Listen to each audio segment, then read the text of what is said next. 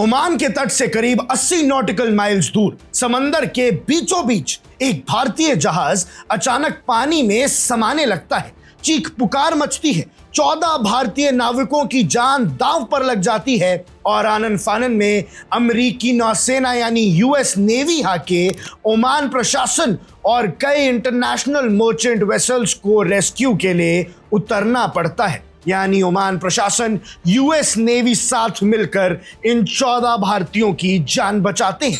लेकिन सवाल यह है दर्शकों कि ऐसा जहाज समंदर में कर क्या रहा था? क्या भारत के जहाजों की क्वालिटी इतनी खराब हो चुकी है कि वो बीच समंदर में डूब जाता है? जी हां दर्शकों, भारत का विराट-1 नाम का जहाज ओमान के पास डूब चुका है। लेकिन सवाल यह है कि आखिर समंदर में यह हादसा हुआ कैसे? क्या वाकई भारतीय जहाजों की हालत इतनी खराब हो चुकी है कि वो समंदर का दबाव भी नहीं झेल पा रहे हैं? और अगर ऐसा है भी तो भैया उन्हें समंदर में जाने की अनुमति कैसे दी जा रही है? कोई चेक भी नहीं कर रहा कि हमारे जहाज अंदर से खोखले तो नहीं हो गए हैं, क्योंकि इसके पीछे कोई बड़ी लापरवाही है या फिर एक ऐसा टेक्निकल फेलियर जो दिखाता है कि हमारे शिप्स की टेक्नोलॉजी आज के हिसाब से सही नहीं है। आज की इस वीडियो में हम इस डरावनी हकीकत का पूरा विश्लेषण करेंगे। भैया 14 जून रविवार की सुबह की बात है। भारत का एक मैकेनाइज्ड सेलिंग वेसल यानी एमएसवी जिसका नाम था विराट-1 ओमान के रसल हद से करीब 80 समुद्री मील पूर्व में था।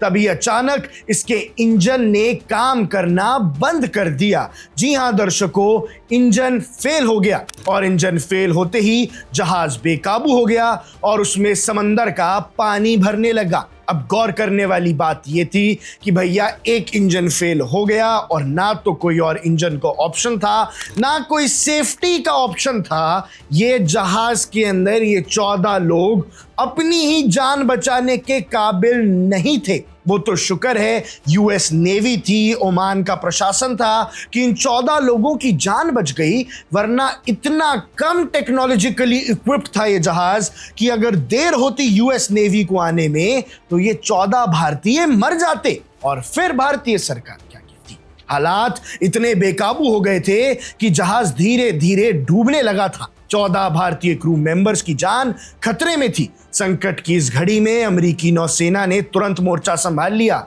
उन्होंने अपना P-8 मैरिटाइम पेट्रोल एयरक्राफ्ट को आसमान में भेजा, जिसने संकट में घिरे क्रू के पास एक लाइफ राफ्ट गिरा दी। अब सोचिए, ना तो इनके पास शिप्स में राफ्ट थी कि अपनी जान बचा ले, लाइफ राफ्ट भी नहीं थी। और सोचिए, यूएस आके बचा रहा है आपको, आपके अपने शिप्स कहां हैं? क्या भारतीय जहाज की सुरक्षा के लिए इंडियन नेवी का कोई जहाज तैनात नहीं होना चाहिए था? क्या यह भी एक टेक्निकल फेलियर है? इसके बाद पास से गुजर रहे सेंट किट्स और नेविस के मर्चेंट वेसल्स MV जबा अली 9 की मदद से ही रेस्क्यू को कोऑर्डिनेट किया गया। बात तो अच्छी है कि हमने आसपास के वेसल से कोऑर्डिनेट कर लिया, यूएस की नेवी से कोऑर्डिनेट कर लिया, आपने ओमान के प्रशासन से मदद ले ली। लेकिन जब आप विश्वगुरु की बात करते हैं तो मिडिल ईस्ट में जहां इतना कुछ चल रहा है, वहां पर भी आप अपने जहाजों को, अपने नाविकों को बचाने के लिए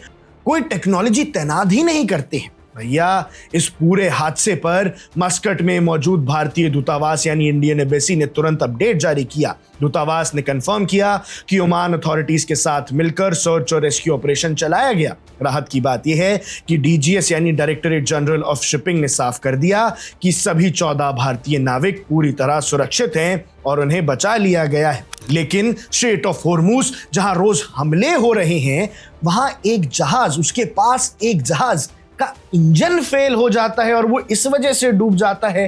तो सोचिए, खुदा ना खास्ता अगर हमला हो जाता तो क्या होता? इंडियन जहाजों की क्या अब कड़ी निगरानी होनी चाहिए और ये देखना चाहिए कि हमारे जहाज किस हालत में। अब आते हैं सबसे बड़े सवाल पर कि क्या भारतीय जहाजों की हालत वाकई खराब है। देखिए, जो मैकेनाइज्ड सेलिंग वेसल्स होते हैं वो पारंपरिक लकड़ी या हल्के स्टील से बने छोटे कार्गो जहाज होते हैं। इनका इस्तेमाल अक्सर खड़ी देश और भारत के बीच लोकल ट्रेड के लिए किया जाता है। कई बार इन शिप्स में मेंटेनेंस की कमी, पुराने पड़ चुके इंजन्स और समंदर के अचानक बदलते मिजाज के कारण ऐसे बड़े हादसे हो जाते हैं, लेकिन हम इतिहास से सीख नहीं लेते हैं। विराट 1 का डूबना एक वेकअप कॉल है। भले ही हमारे जानबाज नाविक सुरक्षित लौट आए हैं, लेकिन समंदर में उतरने से पहले इन कमर्शियल जहाजों की फिटनेस और सेफ्टी चेक्स पर अब कड़े कदम उठाने की जरूरत है, ताकि भविष्य में ऐसा डरावना मंजर दोबारा ना देखना पड़े। इस पूरे हादसे और हमारे भारत के शिप्स की सेफ्टी पर आपकी क्या राय है, हमें कमेंट करके जरूर बताइएगा। अब देख रहे हैं वन इंडिया, मैं हूं आकर्ष Kaushik. Subscribe to One India and never miss an update. Download the One India app now.